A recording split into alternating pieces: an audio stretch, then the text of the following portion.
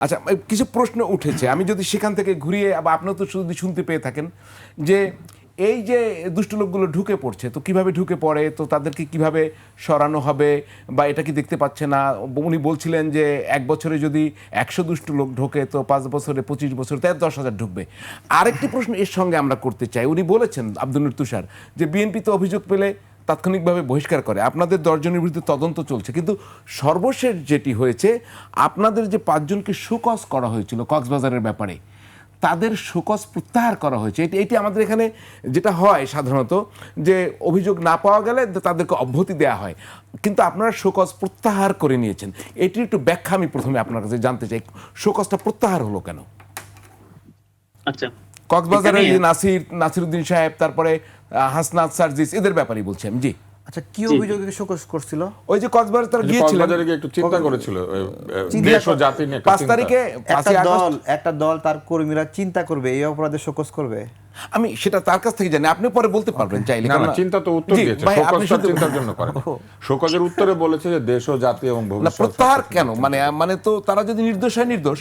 এটি কিন্তু আমরা একটা নতুন ঘটনা দেখলাম যে শোকজ প্রত্যাহার। সাধারণত আমি বলি উল্লেখ করা হয়েছে যে নির্দোষ প্রমাণিত হয় প্রত্যাহার করে নেওয়া হয়েছে, এটা তো ওইভাবে উল্লেখ করা হয়েছে।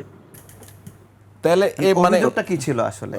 মানে কোনো অভিযোগ যেহেতু আপনি পার্টির কনসার্ন ছাড়া কক্সবাজার গিয়েছেন, সেজন্য জবাব চাওয়া হয়েছে, ওনারা জবাব দিয়েছেন এবং পার্টি সন্তুষ্ট হয়েছে এবং পার্টি তার জন্য শোকজ প্রত্যাহার করে আচ্ছা, এটা দিয়েছে। অদ্ভুত একটা পার্টি না যে কক্সবাজার যাওয়ার জন্য শোকজ করে? না, এটা না। আমি একটু এখানে একটু মতামত দেই। জি, আপনি যখন আমার মনে হয় কিছু উত্তর দেওয়া দরকার। আপনি দিবেন, আমি একটু মতামতটা দেই, আপনি আলু উত্তর দিতে পারবেন। শোকজ মানে হচ্ছে আপনি কারণ দর্শান। কারণ দর্শানো যদি যুক্তিসঙ্গত হয়, তাহলে আপনি আরেকটা চিঠি দিয়ে বলবেন আপনার কারণ যুক্তিসঙ্গত হয়েছে এবং আমরা আপনার কারণ যুক্তিসঙ্গত মনে করে আপনার উত্তর গ্রহণ করছি।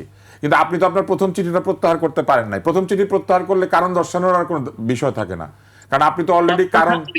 ওইখানে স্পষ্ট করে লেখা ছিল যে কোন ধরনের অভিযোগ প্রমাণিত না হয়, নির্দোষ প্রমাণিত হয়, অভিযোগ না সরি নির্দোষ প্রমাণিত হয়, পূর্বের শোকজটি প্রত্যাহার করে নেওয়া। শোকজ তো প্রত্যাহার করা যায় না ভাই। আপনাকে বলতে হবে যে আপনি যুক্তিসঙ্গত বিধায় উত্তরটি গ্রহণ করেছেন, কিন্তু শোকজ প্রত্যাহার করার মানে তো আপনি প্রথম চিঠিটাই প্রত্যাহার করেছেন, তাহলে তো আর উত্তরের দরকার নাই। মানে আসলে তো আপনারা দেশ চালাবেন, তো এটা তো সিস্টেমের ব্যাপার। সরকারি আপনি যে নিয়ম বলবেন সেই নিয়মে তো আমার পার্টি চলবে না। আরে আপনারা দেশ চালাবেন ভাই, নতুন সংবিধান বানাচ্ছেন। এইটা হচ্ছে যে কোনো হিউম্যান রিসোর্সের বই পড়বেন ভাই, সেখানে পরিষ্কার লেখা আছে শোকজ করলে শোকজের চিঠি প্রত্যাহার করা যায় না, উত্তরটা গ্রহণ করা যায় যুক্তিসঙ্গত হিসেবে। আপনার কারণ যুক্তিসঙ্গত বিধায় আমরা আপনার উত্তরকে গ্রহণ করেছি। প্রত্যাহার করে নিয়েছি। জি বলুক, জি বলেন, আপনি বলুন, আপনি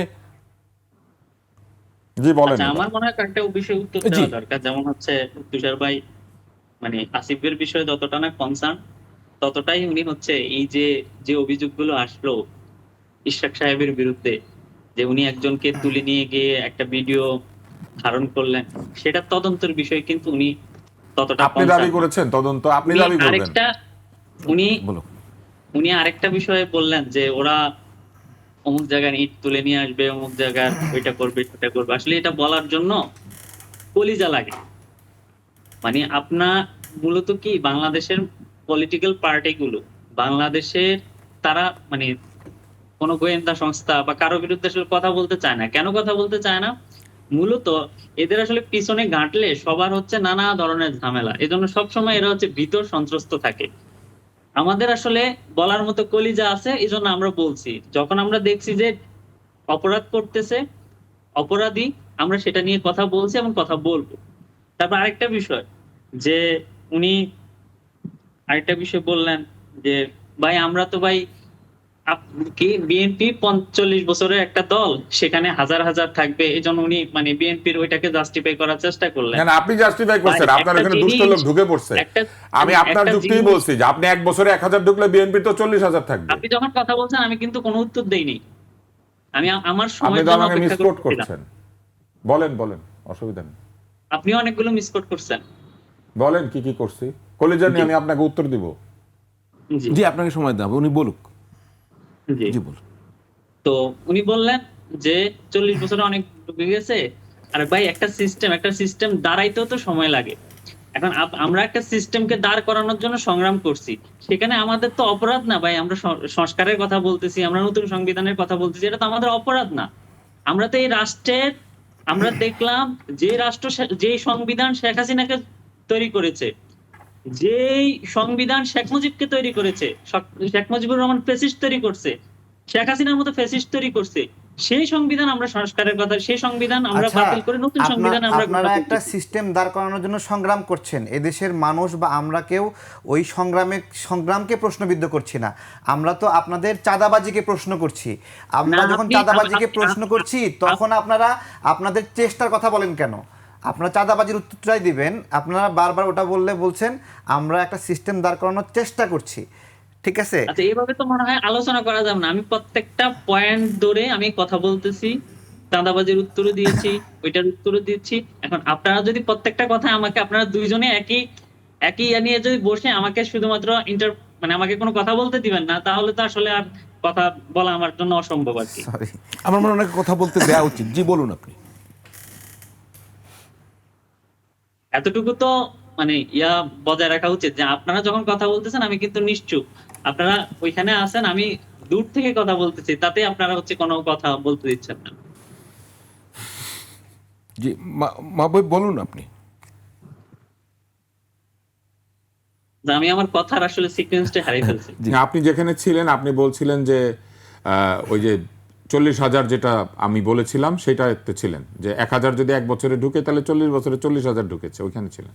হ্যাঁ, তো নতুন একটা আমরা সিস্টেম দাঁড় করানোর চেষ্টা করতেছি, নতুন একটা পার্টি দাঁড় করানোর চেষ্টা করতেছি, যেখানে নতুন নতুন অনেকেই তো আসতেছে ভাই, মানে সে খুব ফেরেস্তা, এখন তাকে তো আসলে খুব বেশি আমাদের পক্ষে নতুন অবস্থা জাস্টিফাই করা সম্ভব না। এখন ধরেন ওই যে সে উত্তরাতে কাজ করে, কিংবা সে মফস্বল গ্রামে কাজ করে, খুব বেশি তো তাকে আমি আসলে জাস্টিফিকেশনের ভিতরে আনতে পারতেছি না।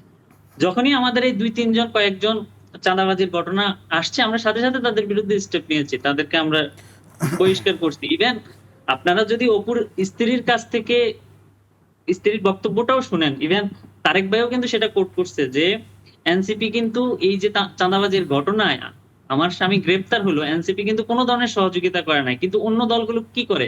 অন্য দলগুলো যেটা করে যে তার নেতাকর্মী যখন কোনো অসুবিধায় পড়ে সেই দল শেল্টার দেয়, আমরা কিন্তু কোনো ধরনের শেল্টার দিচ্ছি না। যদি কেউ আসলে অন্যায় করে, আমরা সেই অন্যায় মানে তার শাস্তির জন্য আমরা যে কোনো ধরনের যা কিছু করা দরকার আমরা সেটা করব। এটাই আমাদের কমিটমেন্ট। আমরা একটা সিস্টেম দাঁড় করানোর চেষ্টা করতেছি, প্রাইমারি অবস্থায় আমাদের কিছু ভুল ত্রুটি হচ্ছে, আমরা অপটিমিস্টিক যে আমরা এমন একটা সিস্টেম দাঁড় করাবো যেটা বাংলাদেশের বেস্ট সিস্টেম হবে, এবং যেটা বাংলাদেশের আর কোনো ধরনের ফ্যাসিজমের জন্ম দিবে না, এবং একটি ডেমোক্রেটিক আমরা রাষ্ট্র নির্মাণ করতে পারবো। ধন্যবাদ। তারেক